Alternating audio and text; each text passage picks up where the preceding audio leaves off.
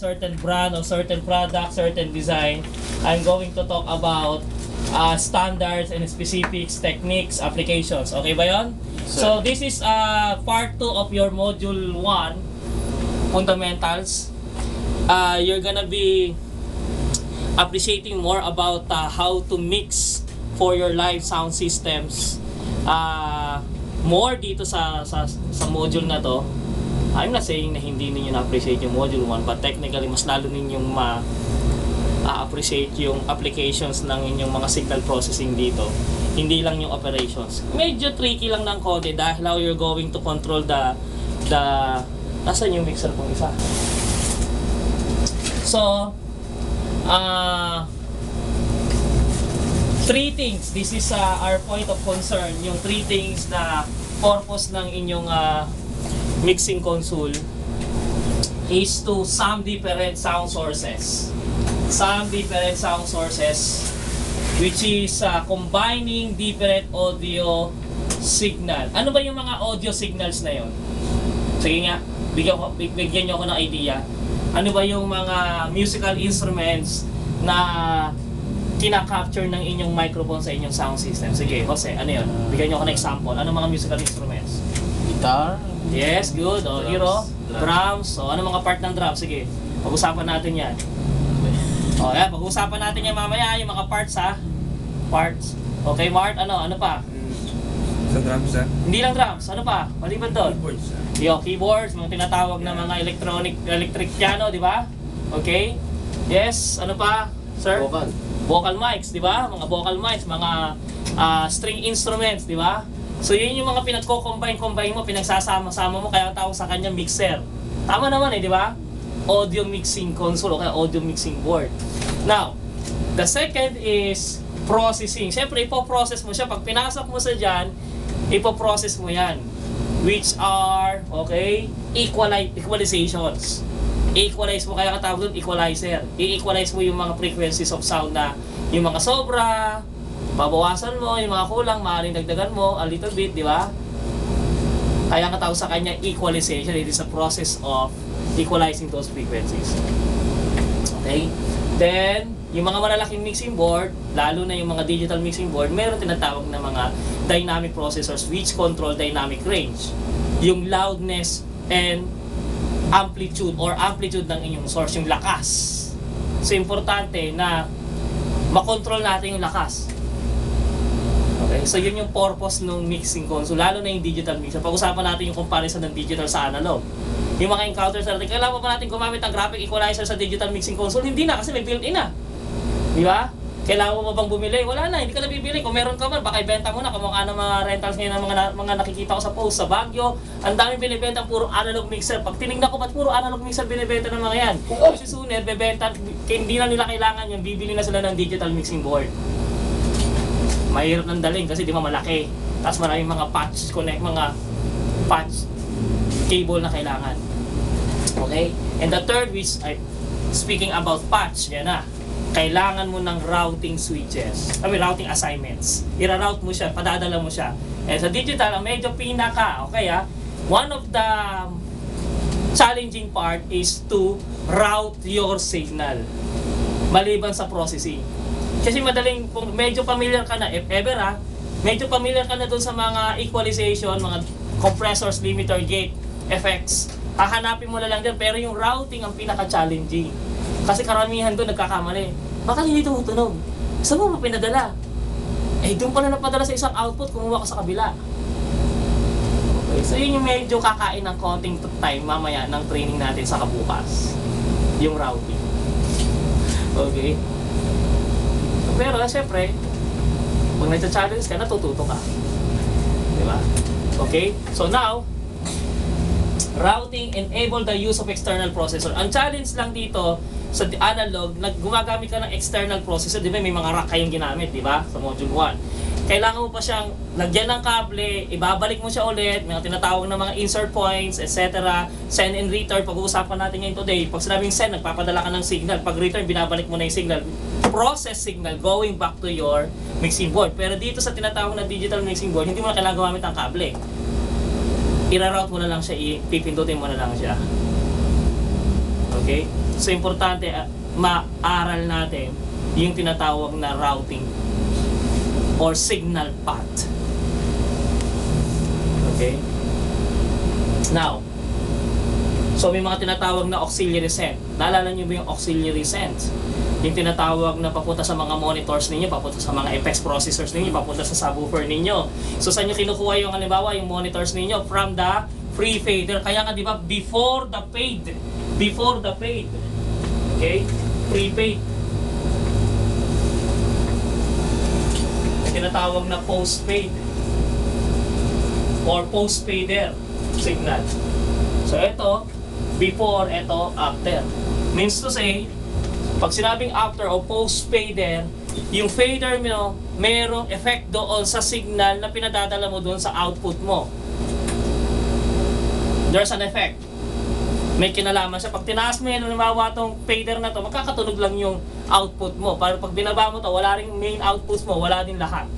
Kasi naka-post fader ka. Pero pag free fader, kahit nakababayan, wag lang naka-mute, meron siyang tinatawag na signal. Kasi free fader. Which applicable yon to your stage monitors. Plus applicable yun, di ba bro? No? Sa Raul? Dun sa sa monitoring, sa tinatawag na live room monitoring ninyo, di ba? Dun sa tracking room, sa recording studio, di ba? Free fader yon. Sa headphones. Siyempre, kailangan ng headphone amp. Tandaan natin ha. Papunta doon sa kabilang kwarto, may headphone amp yun. Hindi pwedeng wala. Kasi mahina. Hindi mo ma-amplify. Kaya ang amp, i-amplify niya. So, pre-fader pa rin yung signal na yon. Okay? So, yun yung mga term na may encounter natin starting today. Actually, na-encounter na ninyo sa Module 1. Doon tayo papasok na magpo-focus tayo sa mga saan ko ba kukunin yung papunta sa monitor? Saan ko ba kukunin yung papunta sa subwoofer? Okay? So, pag pinag-usapan natin yung sa subwoofers natin, dito yon kukunin. Sa post-fader. Kasama dyan yung effects. Okay? Yung effects. Tapos dito yung tinatawag na stage monitors. So, automatic na yun. Matic na yun. Pagka sinabi kailangan ng stage monitor, okay, kuha ka ng kable, saksak mo dun saan? Dun sa output na naka-assign as pre-fader. Why? Why do you need to assign it from the pre-faders? Because kailangan independent yung control, di ba? Para pagka hinilakasan mo yung fader na yan sa house, hindi affected yung signal na yan, yung channel na yan, going to your stage monitors. Dapat pag sinet mo na yung stage monitor ng singer, almost individually, talagang yun na yung kanyang level na kailangan. That is sufficient for his or her listening level. May listening level syempre. Okay? So technically, parang standard. Standard yan. O, pahinga ko monitor. Saan? Doon sa output. Mapa-analog, mapa-digital. Kuha ka ng output doon sa sa pre-fader auxiliary out. Kaya may nakalagay sa analog mixer na, di ba? Pre-aux. Diba? Post-aux. O kaya pre-mix, post-mix, di ba? Okay? Now, medyo may konting challenge na naman. May pumapasok na term na pre-EQ saka post-EQ. Ano ibig sabihin ng pre-EQ? Before the EQ, di ba? Yung signal na makukuha ninyo, hindi naka-apply yung EQ. Tama ba ako bro? Hindi naka-apply yung EQ. So kahit anong EQ mo doon sa house, okay yung tunog niya sa house, yung EQ niya. Pero bakit iba yung tunog niya sa monitor? Hindi naka-equalize yung signal na yon. So dapat yan naka-post-EQ. Yung signal ninyo going to your monitors will be post-EQ pre-fader. Hindi yun nagagawa minsan sa ibang analog mixers. Okay? Pero, okay din naman talaga pag post-fader, post-EQ. Tama naman yun. Which is tama. Pero yung iba, pre-fader, pre-EQ. Problema yung sakit sa ulo yun. Sa headphone mic, walang feedback sa house, pero sa monitor, meron. Well, ngomong boses ko dito, apet-apet doon sa house. Nangyari yun sa akin, no? 15 years ago, sabihin sa akin doon sa bar, ba't ganito? Oh, wala kang feedback mo naman, pero doon maganda tunog. Di ba? It's because hindi na-apply. Okay? So, saan mo kukunin yung signal papunta sa subwoofers mo, papunta sa effects mo? You need to get it from the post-fader auxiliary mix. Okay ba? Okay? Yes, sir. Kompisito na ba kayo? Okay? So, automatic yon. So, para lumalabas sa digital mixer mo, hahanapin mo siya. Isi-set mo siya. At uulitin ko, hindi lahat na nagdi-digital mixer alam yan. Yung iba nagpapapicture lang. Hindi nga, well, di ba? Tanungin mo. Minsan sasabihin na sa'yo, dapat yung monitor out naging nasa number 1. O nga, bakit nga? Dapat ba siya pre o false? Okay? So, kasama yon. Now, kaya nga, di ba Hero, may standards eh. Yun yung sinasabi ko. Kaya nga pinag-aaralan. Pinag-aaralan. Hindi lang natin sinasabi international standard, but technically, yun yung parang kahit saan ka magpunta, yun yung dapat. Hindi kinukuha yung papunta sa subwoofer galing sa subgroup out. Kasi hindi mo mapipili, hindi mo ma-isolate. You cannot individually mix what particular channel, source, you need to assign to that particular output. Maaari, maybe, you could do that sa subgroup pero yung signal mo hindi mo na ma-increase, di ba? Kaya hindi ka pwedeng kumuha o we don't suggest. May natin pwede sa iyo pero talagang we don't suggest. Sorry ayun yung term para malinaw tayo. Pwede kung gusto mo, sige, pero we don't suggest as professional and experienced. Okay? Sound operators to get the signal for your subwoofer getting from the main outs. Or, syempre, yung tinatawag na program out going to your subwoofer which should not be coming from the subgroup. Okay? Subgroup out. Pupuntahan natin kasi medyo marami tayong mga technical terminologies. I-explain ko natin further bakit meron pa palang ang daming mga faders dyan sa katutak. Kasi talaga to marami, no? Kamukha na ito, naka-group. So, ang tawag dito, DCA group. Ina-assign mo yung group of instruments. Halimbawa, yung drums. Di ba, ang daming microphone ng drums, di ba? Sabihin natin 8 na lang, 8. Huwag na natin isipin yung mas marami pa. 8 na lang. You need to control this channel 1 to 8 using one fader. And how are you going to do that? Siyempre, kung nakataas na yung levels mong ganyan, at sinabi sa'yo, ang lakas ng drums mo, Brad. Ang dali lang hintay ka lang. Kasi bakit iisa-isahin kong babae? Medyo matrabaho yon, takes time. So, the easiest way to do that, so you can bring all of those faders at the same linear level. Tama ba ako bro? Linear level. Linear level. Pipigay mo sila o itataas mo sila gamit yung isang fader. So, paano lumalabas? Humihina silang sabay-sabay. The same linear level. By using one fader.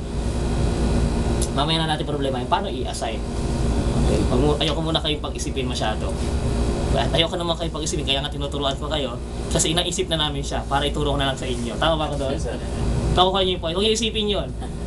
Ano lang yun, parang ganito lang yan niluluto ko, ngayain mo lang, tas tikman mo na lang, kainin mo na lang. Parang ganun, di ba? Kasi iba, pag mati ng training, iniisipan nila, huwag mo nang isipin. Hindi mo na isipin yung para bukas. Isipin nyo muna yung para ngayon. Okay? So, balik tayo dito. So, isang fader lang yung magbababa at magtataas. So, this is a DCA group, Digital Control Amplifier Group. Sa analog yan, tawag yan BCA, Voltage Control Amplifier. Okay? So, sinosuppress niya, hinaan. Tapos increase niya lahat. So, ang ginagawa ko is, gumagawa ako ng per group para konti na lang yung faders ko. Halimbawa, ito yung aking drums, keyboard, guitars, and vocals. So, 4 na lang yung kukontrolling ko kahit 32 inputs pa sila. Tama ba? Mas madali.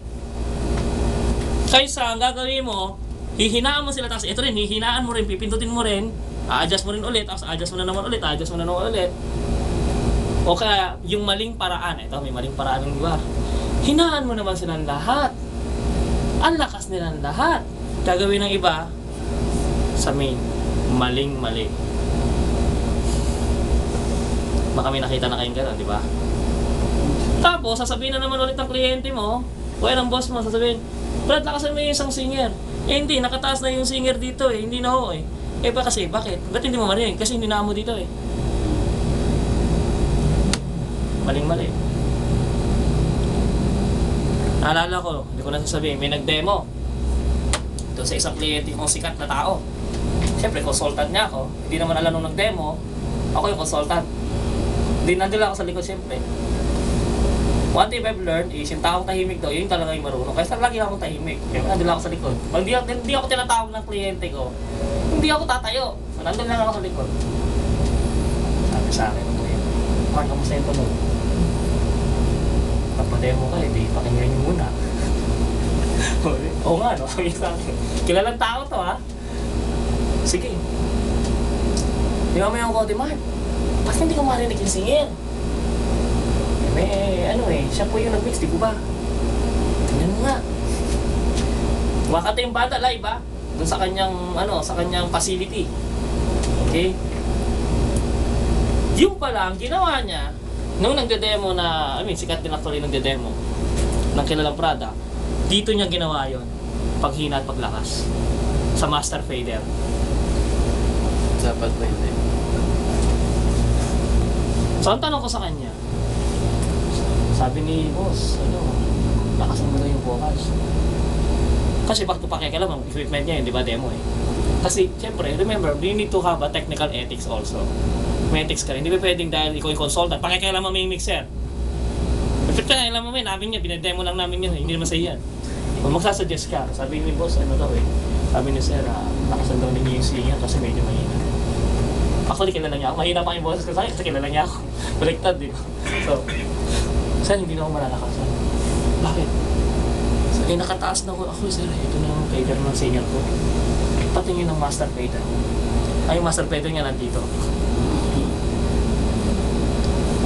Ito na ako sa kanya. Hindi ka ba nag-moves? Nag-D-Say moves? Ay, sir, hindi na kasi nagmamadali na kami. Ganyan. Isip-isip ko, kahapon pa kayo nagsaset at nagmamadali. So, kung yung punto? Hindi niya alam yung setting na. That is his product. Yung pinagkalaan ko siya. Product niya yun, ha? Posible naman mag-demo siya na hindi niya na produkto. Sila nga yung distributor eh. Okay?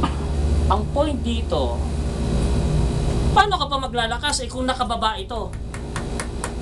Wala na, di ba? Wala ka na headroom. Ang tawag doon, headroom.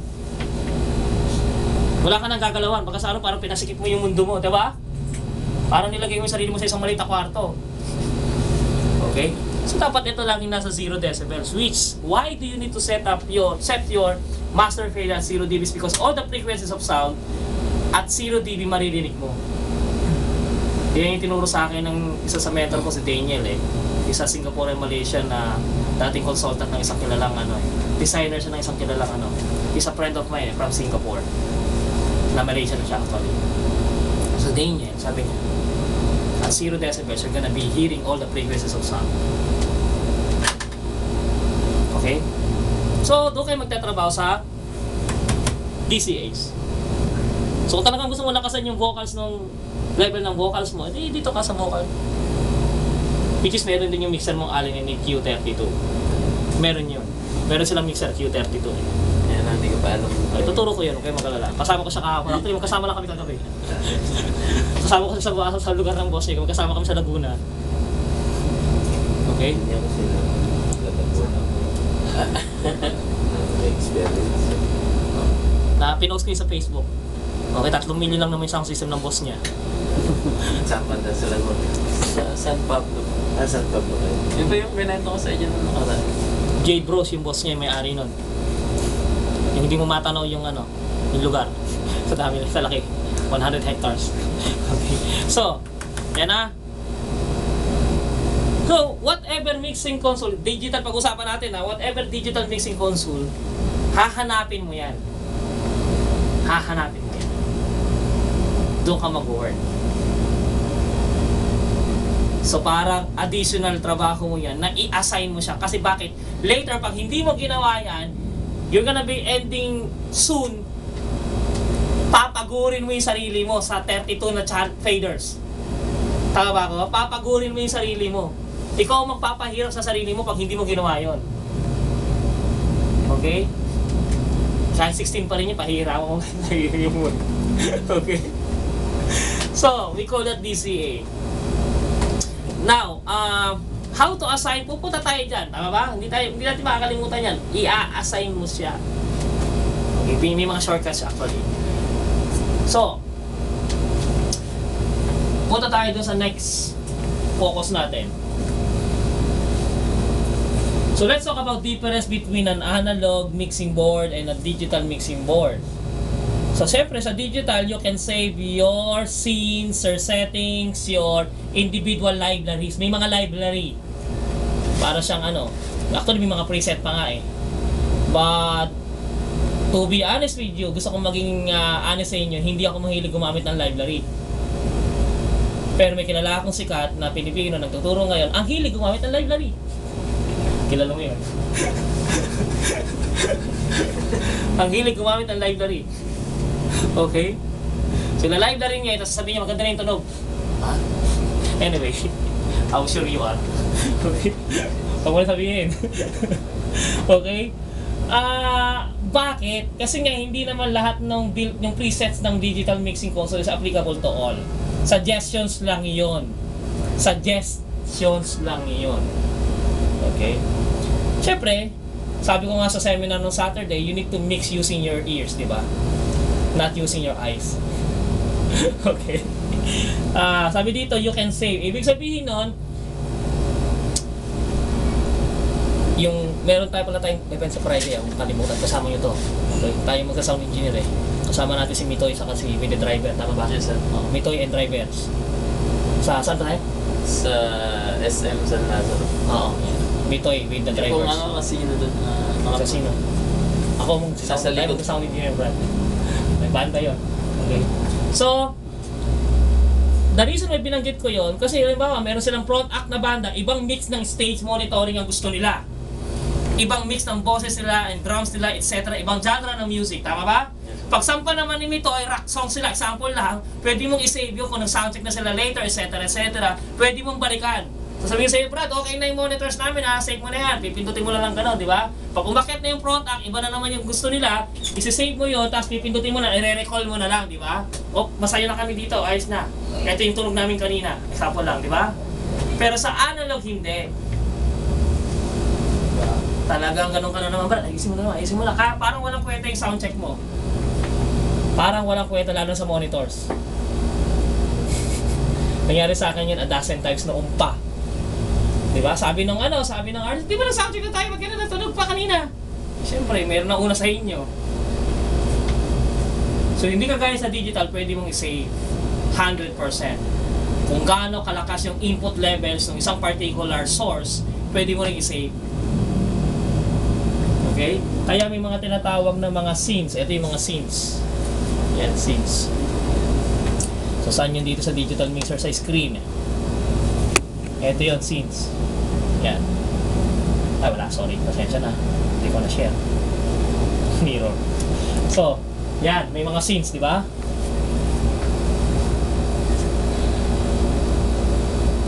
So, yan yung mga scenes mo.